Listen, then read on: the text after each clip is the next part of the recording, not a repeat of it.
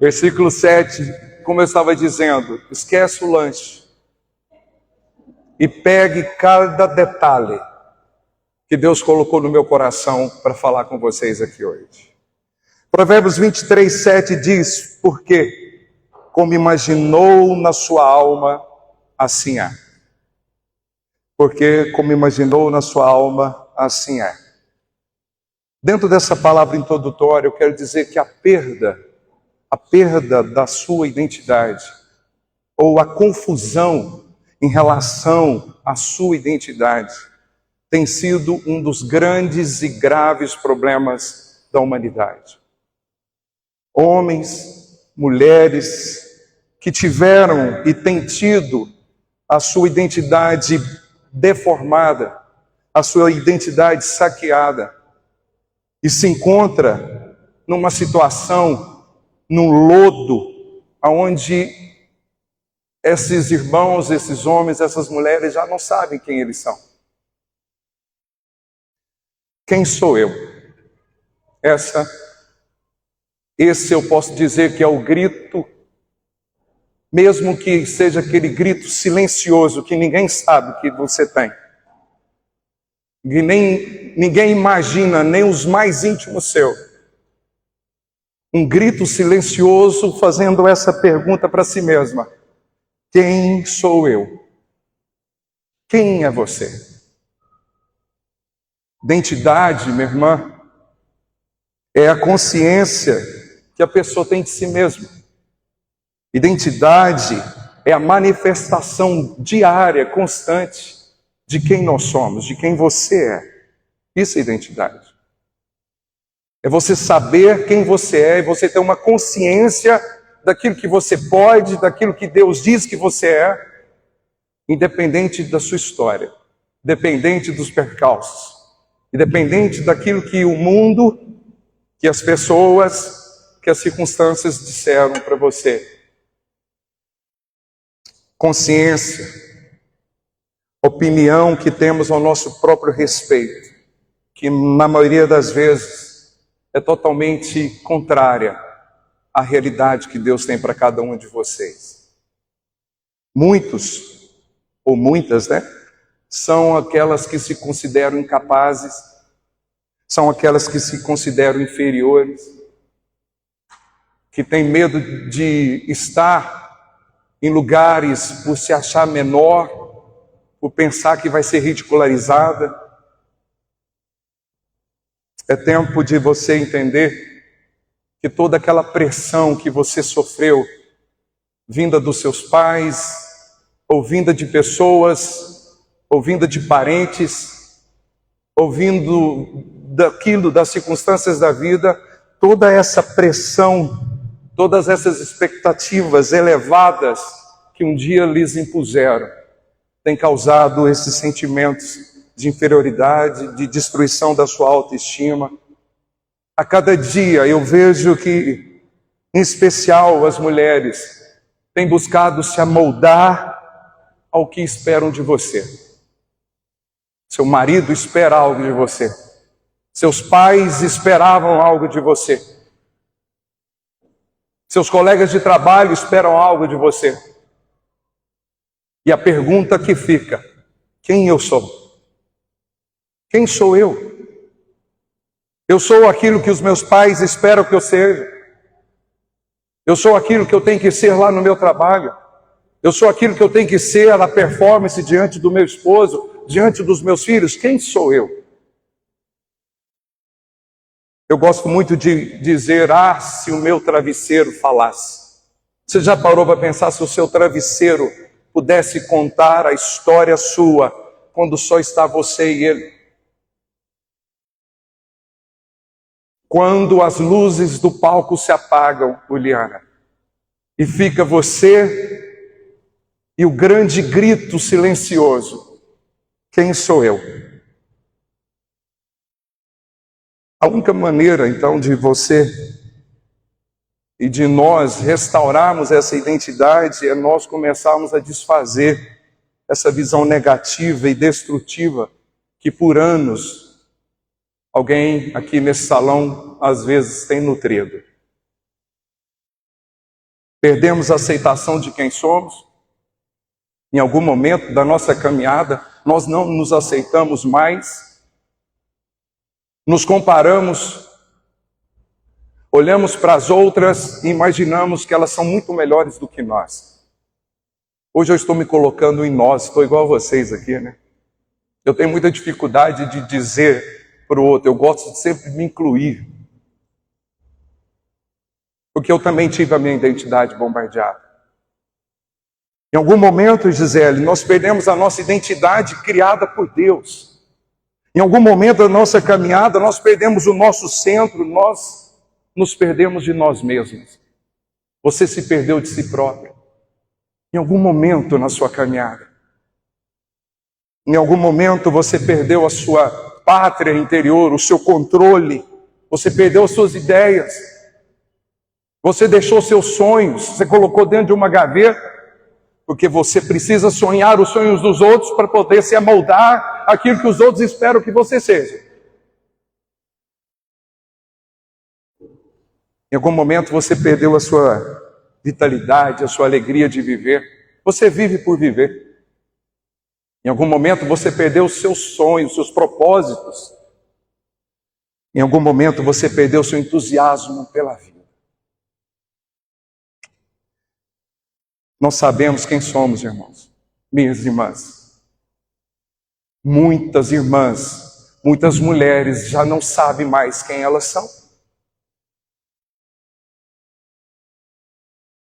A gente sempre busca se agarrar, seja na criação de filhos, seja em produzir uma boa comida para o esposo. Eu estou dizendo porque eu vivi isso dentro da minha casa com a minha mãe. E quando as luzes se apagam, eu volto a repetir. Quando não tem filho, quando não tem comida para fazer, quando não tem casa para cuidar, quem eu sou?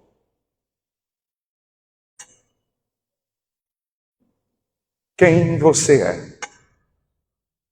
Lembre-se. Vamos ler o outro. Vamos ler 1, 2, 3.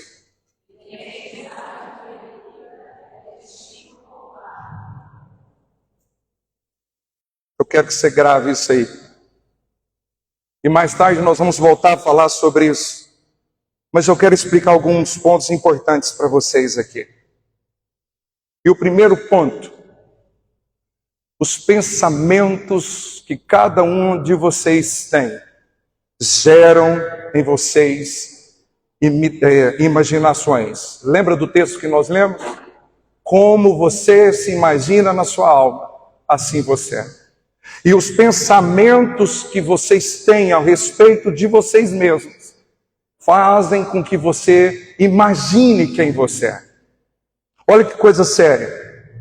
Imaginar é como criar um filme. Você já ficou imaginando você ganhando na loteria? Eu já. Quem já imaginou? Rapaz, eu já imaginei demais. Eu já sonhei comprando um iate. Esse tipo de imaginação é muito bom.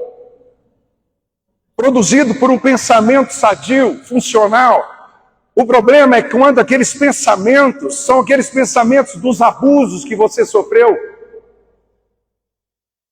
das vozes que falaram que você nunca ia ser nada, que ninguém iria te amar, que só o fulano, só eu te suporto. Alguém um dia talvez te disse isso. Que você vale aquilo que você faz. E aí você se imagina dentro desse filme, você cria um roteiro. E muitas vezes um roteiro assustador, desesperador. A forma como você, segundo, a forma como você pensa, afeta diretamente com aquilo que você sente. A forma como você pensa dita os seus sentimentos, dita aquilo que você fala a respeito de você e a respeito da vida e a respeito do seu amanhã. E aquilo que você pensa, além de afetar os seus sentimentos e a sua fala, afeta o seu comportamento diariamente. Tudo começa da forma que você pensa ao seu respeito. Quem sou eu? A hora que você acorda, minha irmã, mulher de Deus que me ouve aqui hoje, e você olha no espelho, qual a expectativa? O que os seus pensamentos dizem a seu respeito? O que esses pensamentos têm feito sair palavras da sua boca? Qual tipo de palavras você tem declarado ao seu respeito, a respeito da sua vida, a respeito do seu amanhã?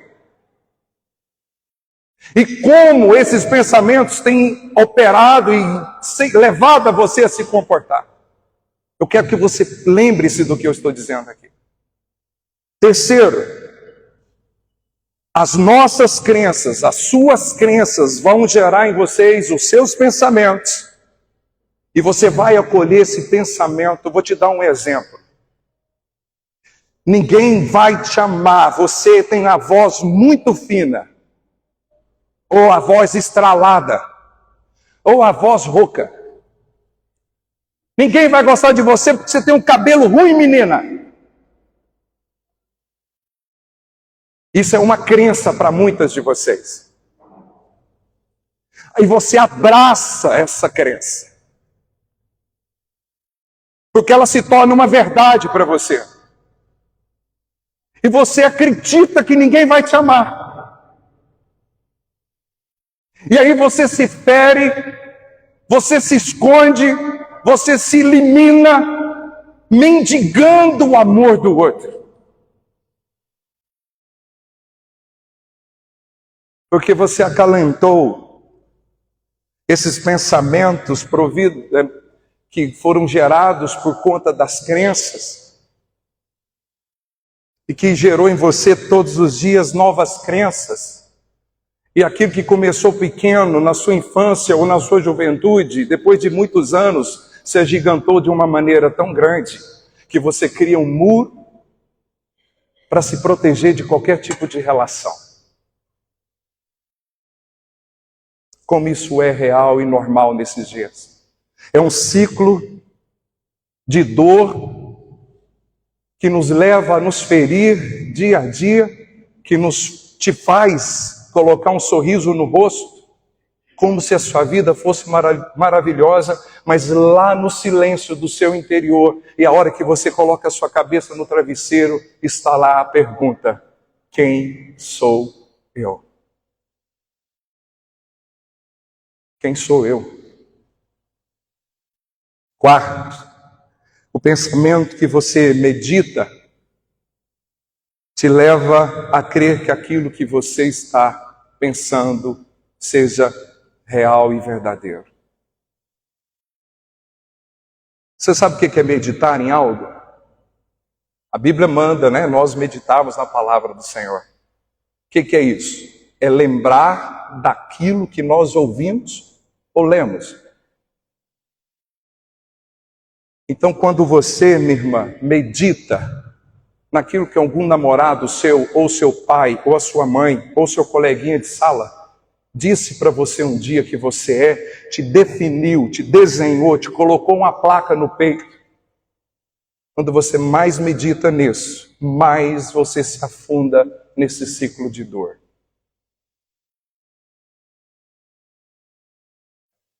Cremos, sentimos, falamos e nos comportamos. Um ciclo de dor terrível. Um ciclo que muitas de vocês estão, ou amigas de vocês, ou familiares de vocês. Um ciclo que a minha mãe esteve. A minha mãe esteve. A minha mãe por anos, viveu apegada em mim, no meu irmão e na minha irmã. A minha mãe não tirou a sua vida por causa de mim, do meu irmão e da minha irmã. Mas Jesus chegou na história dela, como chegou na sua, como chegou na nossa. Você conhece a história de Gideão? Conhece a história de Gideão? Porque eu vou contar a história de Gideão bem rápido para vocês, porque a forma que Gideão se via era uma forma tão triste. Um homem que vivia nas cavernas. E quando o Senhor olha para ele, sogra, e chama ele de homem valente, naquela hora que ele escuta isso de Deus, ele fala: como assim? Porque o Senhor diz para ele que o amava, que amava o povo. E ele fala assim: Senhor, se o Senhor nos ama, por que acontece tudo isso? Por que a gente planta, os inimigos vêm e destrói? E o Senhor queria era fazer com que Gideão vomitasse o grito de quem sou eu. Aí Gideão abre a boca e fala: Senhor, de todas as tribos, a minha é a menor. E eu, o menor da minha tribo. Esse era o sentimento de Gideão. De inferioridade.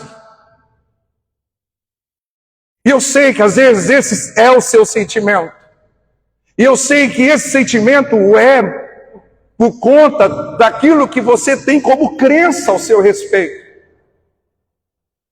Eu sei que esses sentimentos e aquilo que você, a forma como você se comporta, minha irmã, desacreditada de quem você é e daquilo que você é capaz de fazer e de ser nas mãos do Senhor. É por causa de crenças que você está cuidando e segurando nos seus braços até hoje, mesmo que sangrando as suas mãos. Em nome de Jesus, nessa noite, nessa tarde, você vai largar tudo aquilo que é mentira do inferno na sua cabeça. Nessa noite, nessa tarde, Deus vai mudar a sua história de dentro para fora.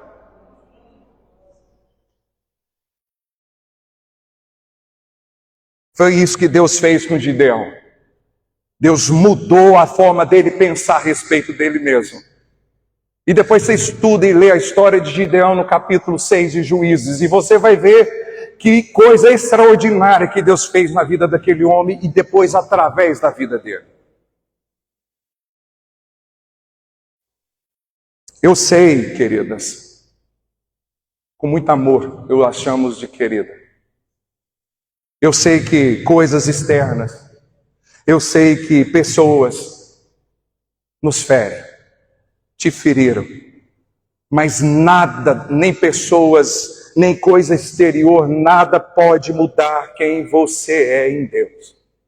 Eu queria que você dissesse isso para quem está do seu lado. Fala: nada pode mudar quem você é em Deus.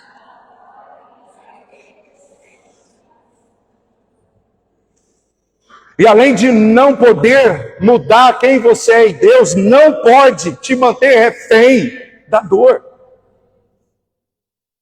Seja livre de toda dor. Seja livre das vozes que você um dia ouviu, seja lá de quem foi.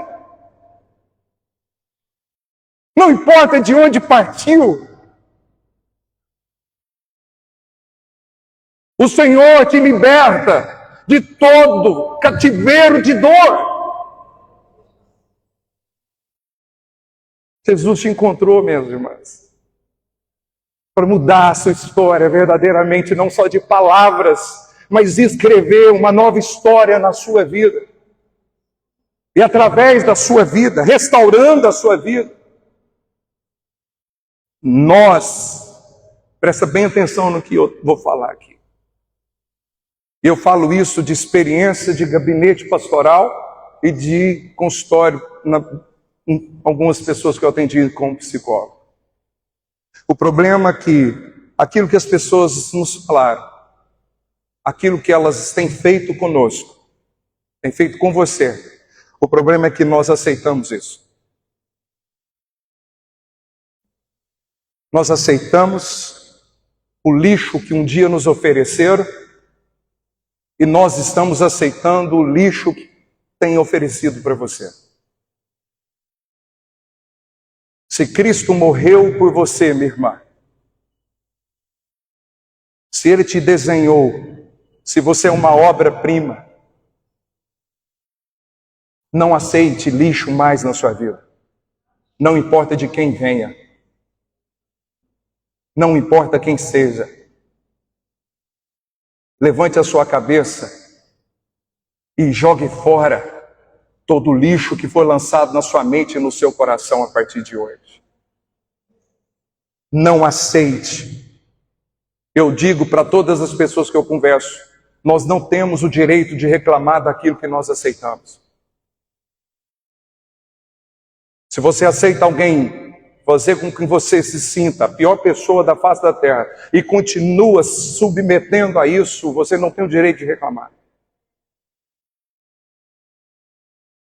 Se você aceita abusos psicológicos, você não tem o direito de reclamar. Levanta nessa noite. Levanta nesse dia, minha irmã. Olhe no espelho e lembre quem você é em Cristo.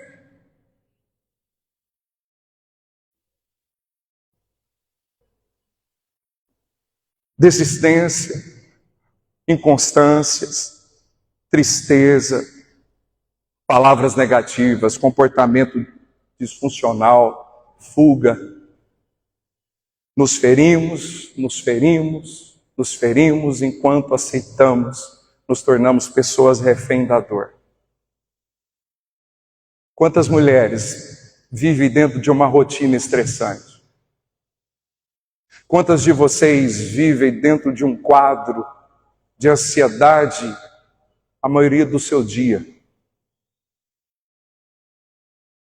E algumas durante a noite. Pensamentos que não param. Uma busca constante de se encontrar com si mesmo.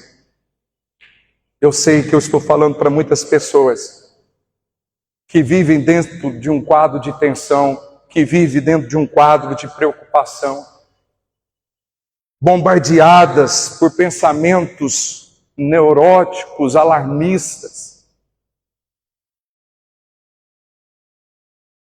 Quantas mulheres não vivem negligenciando as suas vontades mais sinceras? Qual é a vontade que você tem? Essa semana eu conversava com a minha esposa a respeito dos sonhos seus, mulheres. Às vezes alguém disse para você que o sonho que você sonha é grande demais para você alcançar. E eu venho falar totalmente o contrário. Não deixe de sonhar aquilo que Deus colocou no seu coração. Não deixe de sonhar. Volte a sonhar hoje. Volte a sonhar hoje os sonhos de Deus para vocês. Não negligencie mais suas vontades. Entenda, se conheça, pare de se reprimir. Põe amor nas minhas palavras, tudo guiado pelo Espírito Santo. Eu estou falando para crente.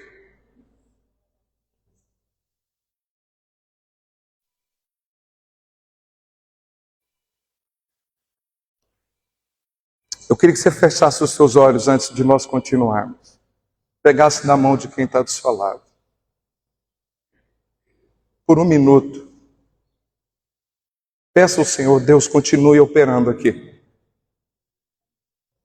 Continue quebrando grilhões, Senhor.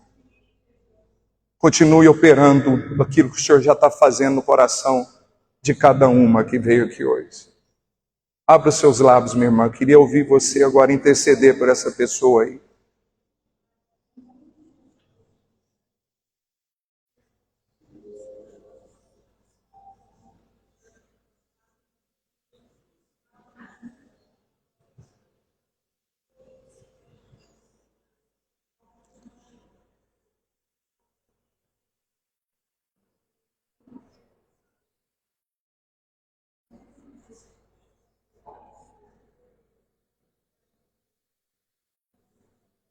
Amém?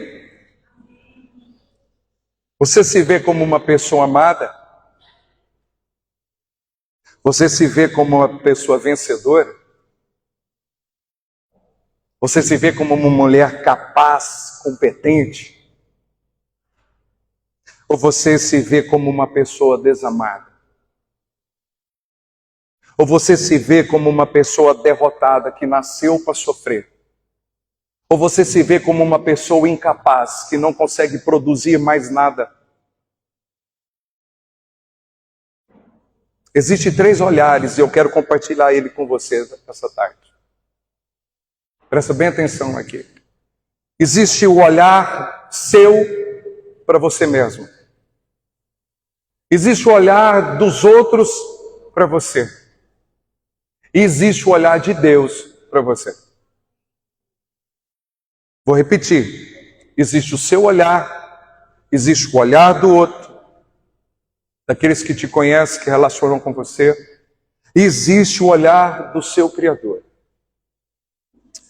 O seu olhar, o olhar das outras pessoas, pode ser um olhar de desprezo, de desconfiança, pode ser um olhar maldoso, de zombaria, de indiferença, e aí você pode colocar tudo que não presta. Mas a pergunta que eu faço para você, minha irmã, será que o olhar de Deus, será que o Senhor está olhando para você agora, com olhar de desprezo? Será que o Senhor olha para cada uma que está me ouvindo aqui hoje, através da minha vida, ouvindo a voz do Senhor? Será que o Senhor olha para você com indiferença? Será que Ele vê em vocês, mulheres que nasceram para sofrer? Ou será que o Senhor olha para vocês hoje e diz, como disse para Gideão, mulheres valentes e corajosas?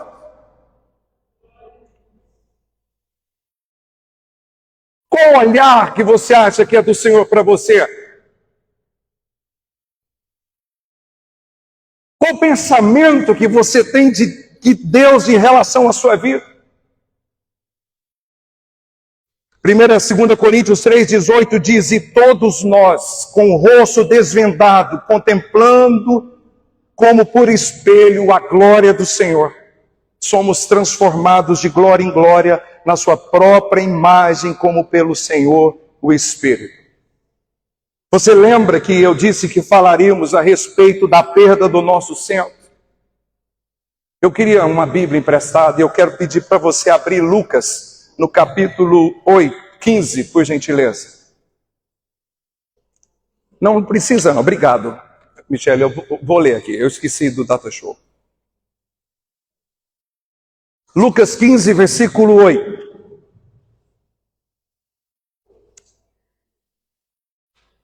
Qual a mulher que tendo 10 dracmas, se perder uma dracma, não acende a candeia, varre a casa e busca com diligência até a achar?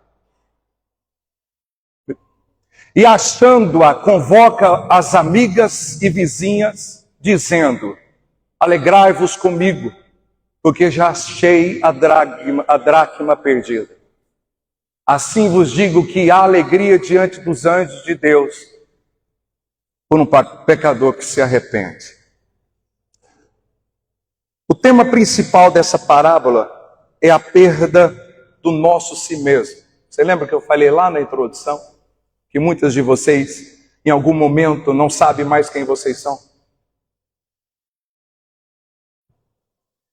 Não sabemos quem somos, do que gostamos, das nossas ideias, e a protagonista desse texto, dessa parábola, é uma mulher. E a mulher possuía quantas moedas? Quem lembra? 10. Se você não sabe, 10 é o número da completude.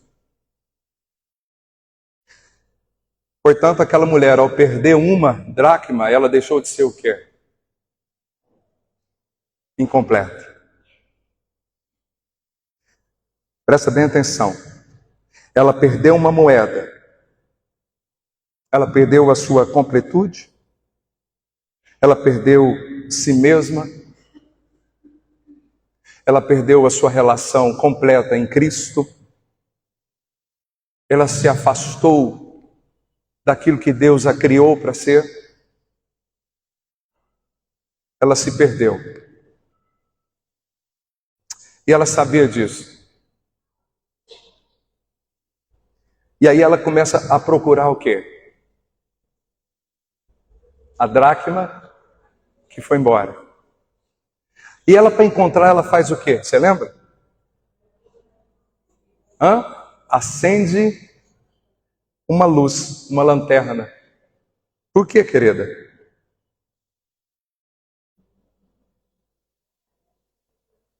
Por que ela não se contentou com 9, Williana? Por que vocês se contentam com 9?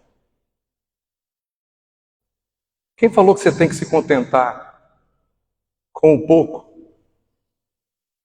Por que você, mulher, tem se contentado em ser a metade?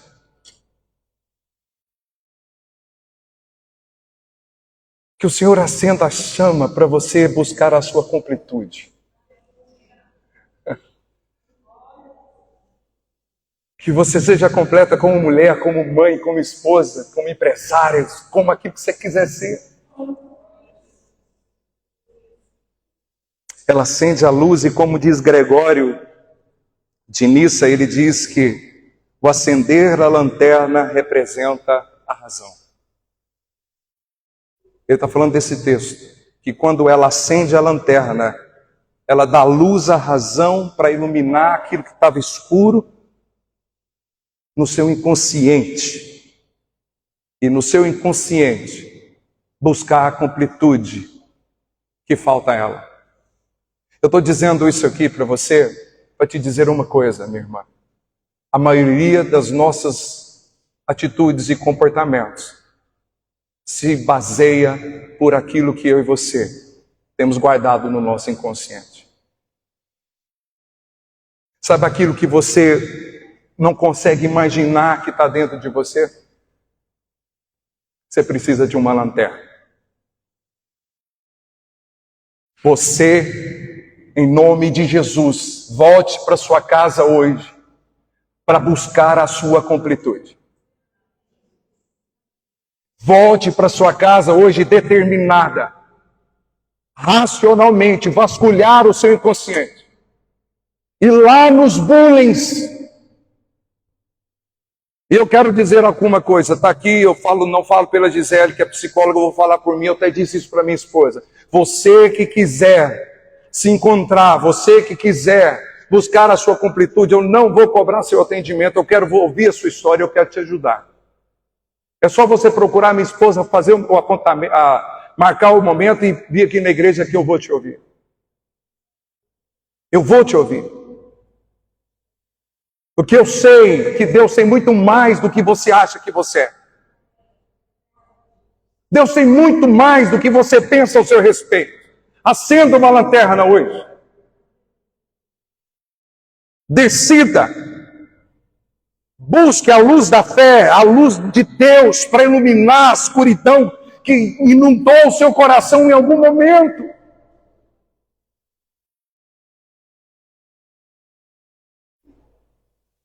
O que você viveu até aqui hoje, desde a hora que você entrou ali, não define quem você é em Deus, minha irmã. Não define quem você é no Senhor.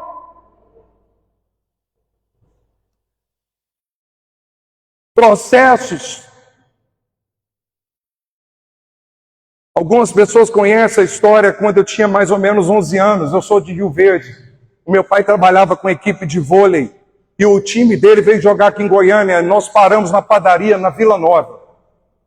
Na Avenida Anhanguera, depois daquela praça ali, que eu esqueço o nome dela. Uma praça para muito ônibus. Não é a Praça da Bíblia, é uma antes. Obrigado, Botafogo. E eu lembro que uma mulher, uma das atletas, falou: Clodaí, tira uma foto com seus filhos, cada um beijando o seu rosto, um em cada lado. Eu e meu irmão estávamos com ele. O irmão diabo é tão sujo. Eu lembro de ver o rosto do meu pai não querendo receber o beijo.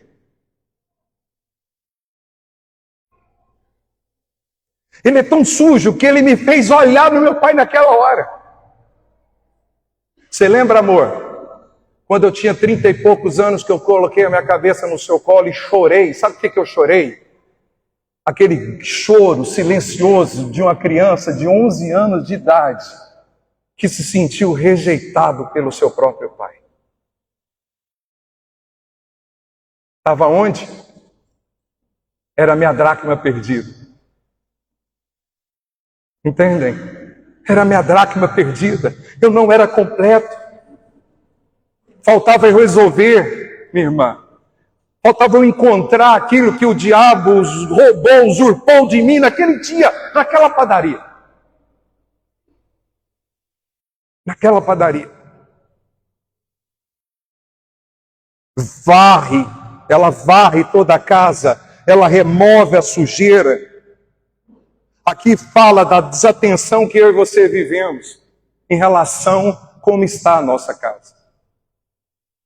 Como é que está a sua casa, mulher de Deus? Você cuida da sua casa externa, você cuida da roupa dos seus filhos, você cuida da roupa, da sua própria roupa, você cuida de tudo. Mas a pergunta é, você está varrendo o seu interior e tirando para fora toda a sujeira? Começa hoje. Vai atrás da sua dracma. Vai atrás daquilo que você perdeu em algum momento.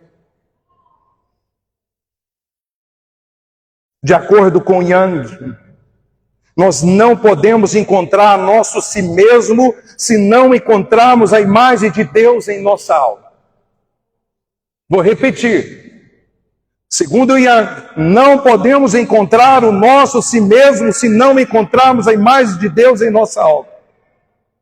E o si mesmo não é produto da sua biografia nem da minha biografia. Você não é lá o que está escrito na sua identidade. A sua história não começou quando você foi plantado lá no ventre da sua mãe. Porque a Bíblia diz que o Senhor nos conhecia antes de estar no ventre da nossa mãe. E aí? A sua história não foi o desejo, às vezes, da sua mãe te abortar. A sua história não se deu por conta de algum tipo de abuso na sua infância. A sua história, a sua identidade está em Deus. Está nele, minha irmã, mulher que me ouve hoje. A sua identidade está no Senhor. Ele é o seu Pai, o seu Criador, o seu dono, e você é aquilo que Ele diz que você é. E eu quero ler com você aquilo que a Bíblia diz que você é. Por favor, Marcos.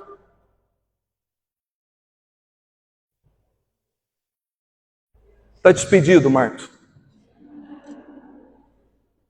Além de ser homem, está fazendo esse serviço ruim aí, irmão. O que aconteceu, filho? Então vou ler para você. Não, outro. Pode ir. Pode ir. Pode ir. Diga, eu sou projeto de Deus. Mais alto, irmã. Diga, eu sou criada de maneira especial. Amada por Deus, conhecida por Deus, criada com propósito. Eu sou única. Vamos dar uma salva de palmas para vocês.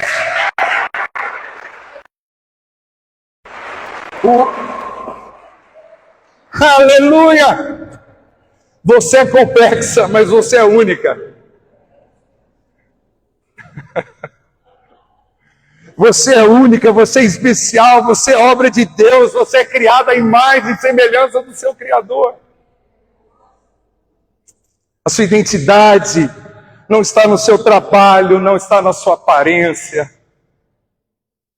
A sua identidade não está em você ser ou não ser uma boa mãe, ou segundo aquilo que a sociedade diz que você tem que ser como mãe. Você não é um erro, minha irmã. Você não é um acidente. Você não é uma inútil. E você nunca foi e nunca será rejeitada por Deus, mesmo que os homens te rejeitem. A sua identidade começa no Senhor. E eu quero concluir com vocês, dizendo que mesmo que as pessoas olhem para você com desprezo, eu quero que você se lembre que o olhar de Deus em relação a você é um olhar de amor, de cuidado. E a expressão, mais uma vez, disso é Ele te trazendo aqui hoje para ouvir tudo isso de novo.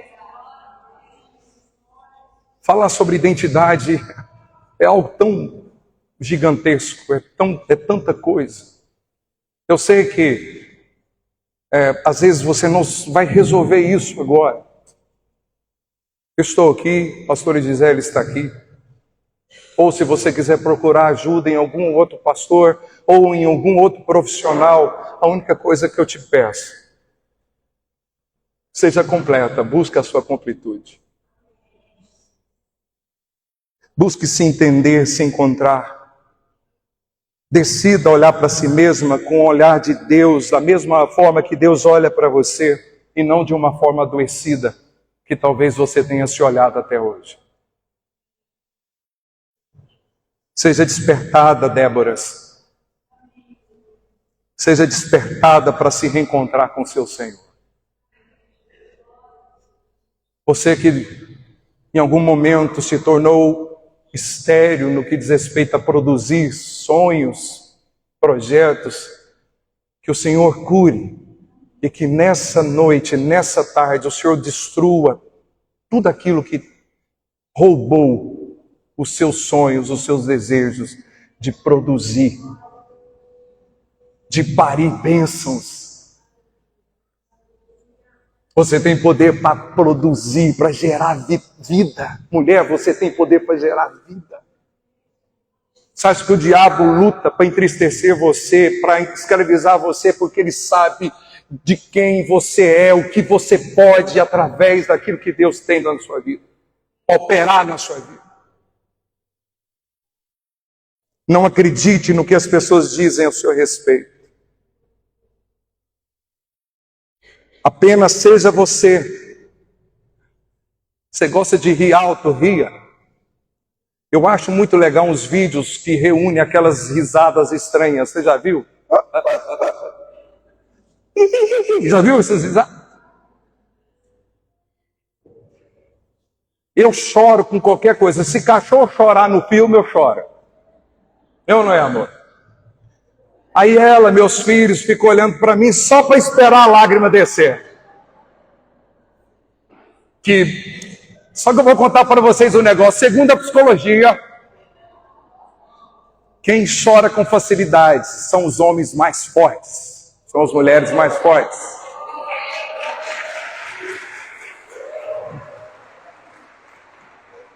Então volte a chorar. E se exploda, o que seu marido vai pensar ao seu respeito.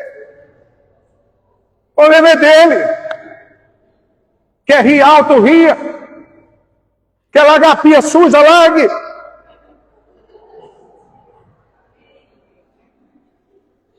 Se o camarada deixar de te amar por aquilo que você faz para ele, ele nunca te amou.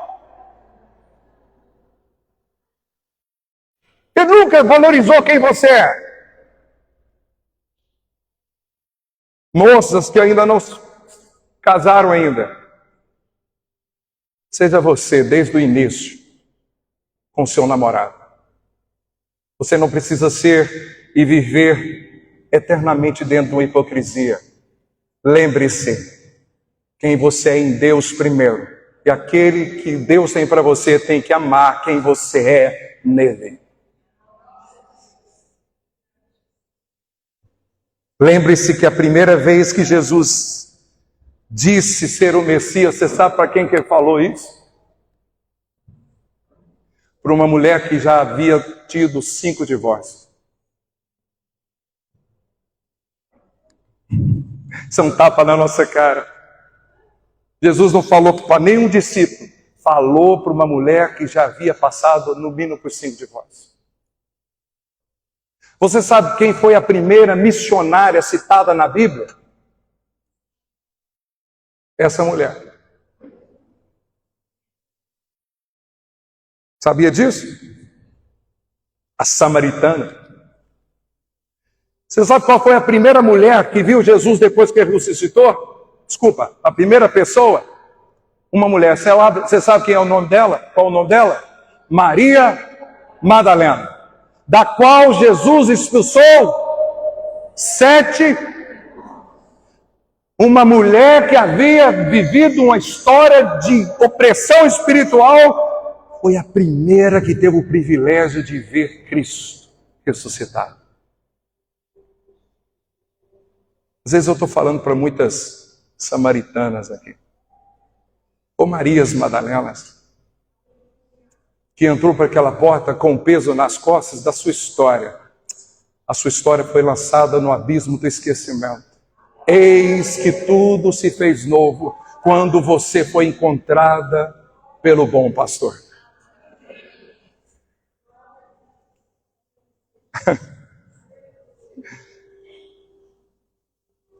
Seja como aquela mulher que sofreu de fluxo de sangue por 12 anos. Vença a multidão. E dentro dessa multidão você pode colocar amigos, filhos, parentes, tios, avós, quem você quiser. Toque em Cristo nessa noite. Toque em Cristo nesses dias. Toque. Eu quero terminar. O último, por favor, filho.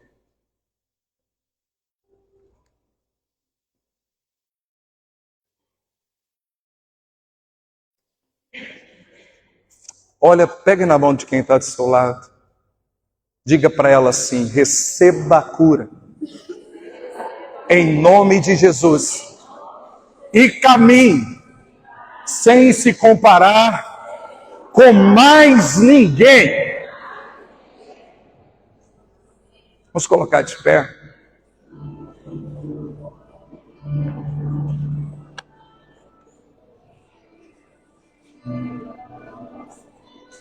Feche teus olhos agora e começa a orar. Enquanto o piano toca, eu queria que você fechasse os olhos. Esqueça quem está do seu lado. Põe o pause, por gentileza. Para agora de gravar, por gentileza.